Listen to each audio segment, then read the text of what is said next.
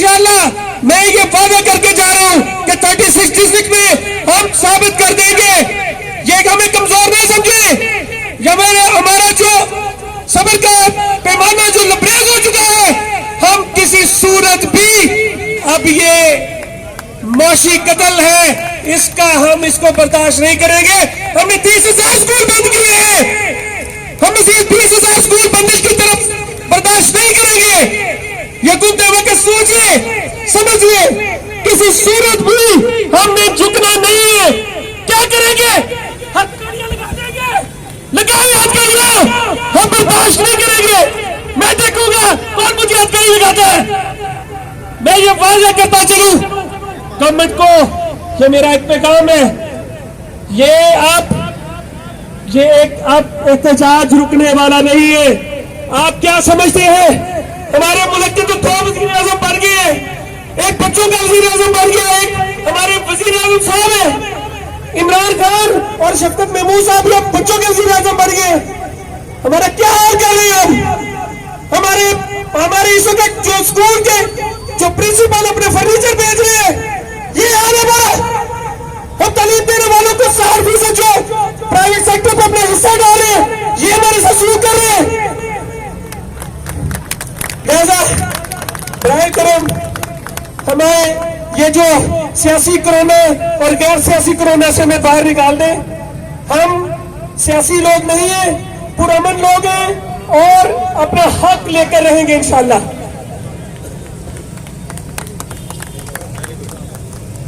محض یہاں سٹیج سے کھڑی تقریریں شاید کچھ بھی نہ کر سکے جب تک آپ لوگوں کا جوش, جذبہ, ولولہ, آپ لوگوں کا کوآپریشن, کوآرڈینیشن, سپورٹ ساتھ نہیں ہوگی.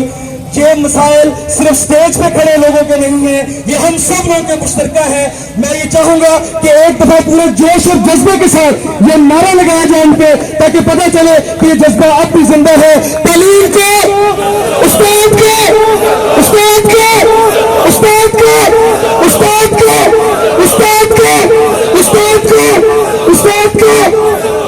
اسی کے ساتھ میں اپنے خیالات کا اظہار کرنے کے لیے شاہدرہ کی ٹیچر ایسوسی ایشن کے چیئرمین منصور راشد انصاری صاحب سے ریکویسٹ کروں گا کہ سر مختصر اپنے خیالات کا اظہار جو ہے وہ کریں. آپ کا بہت شکریہ جی. بسم اللہ الرحمن الرحیم. آج سارے عاشقان تعلیم یہاں پہ موجود. تعلیمی نظام کو ختم کرنے کے لیے حکومت وقت نے جو اقدامات اٹھائے ہیں, یقیناً اس کا مقصد تعلیمی استحصال ہے, اس کا مقصد تعلیمی اداروں کو بند کرنا ہے, نونہالان وطن کے مستقبل کو تاریک کرنا ہے.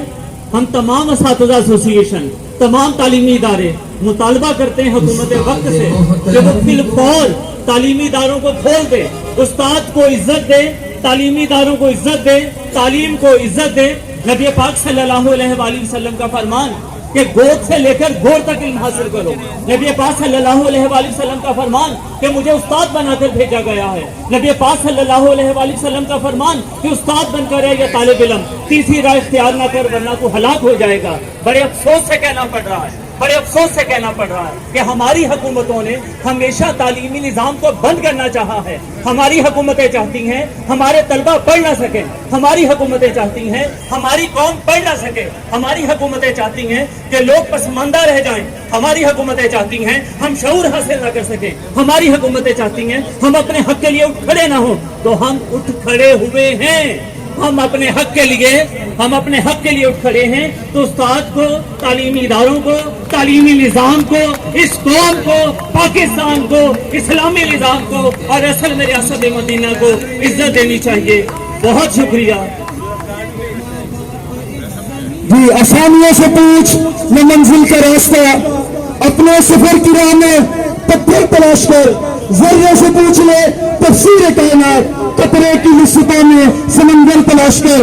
آج اسرائیلی, آج اس احتجاج کے آخری لمحات میں اپنے تمام جو مینجمنٹ ہے, انتظامیہ ہے, ان سب کا شکریہ ادا کرنا چاہتا ہوں اور ان کو مبارکباد دینا چاہتا ہوں.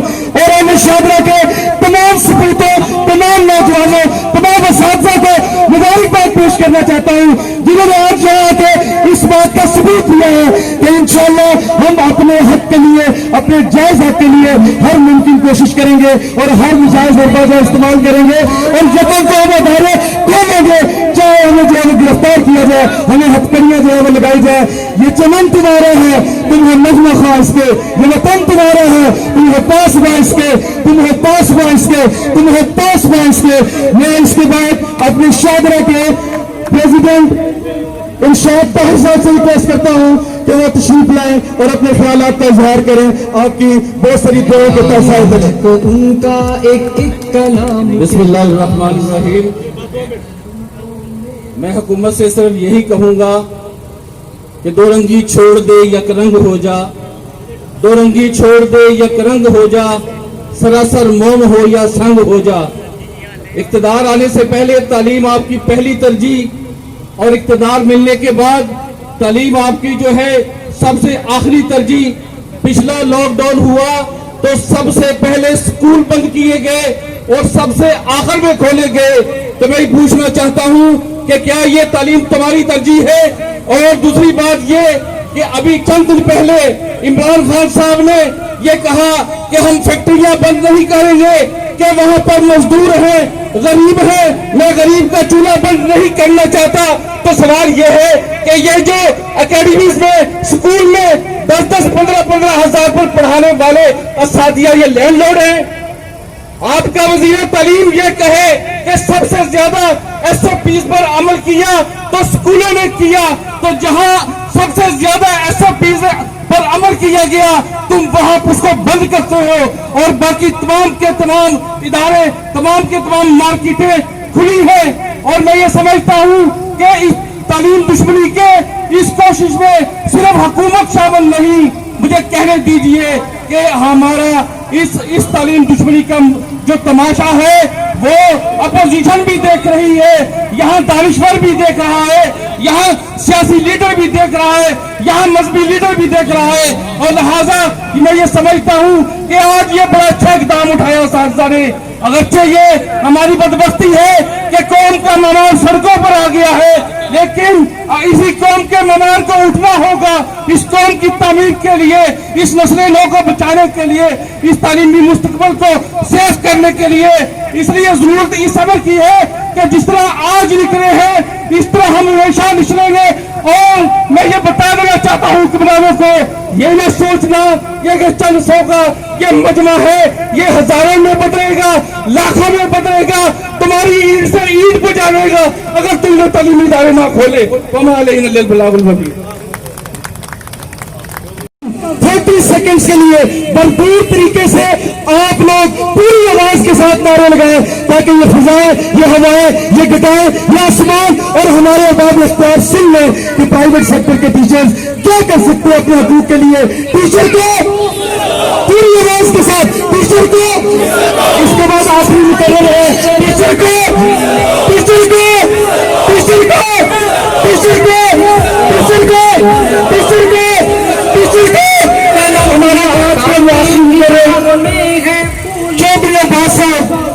اپنے جوش اور ولولے کے ساتھ انشاءاللہ اس یوتھ کے لہو کو گرمائیں گے تاکہ ہم مزید اسی طرح سے ہمارے گھاٹ کا روزگار چھینا, آپ نے ہمارے ان کنٹین والوں کا روزگار چھینا, ان خریدوں کا روزگار چھینا, آپ نے رکشا ڈرائیوروں کا روزگار چھینا, آپ نے ججز, پہیا اور اسٹیشنری والوں کا روزگار چھینا.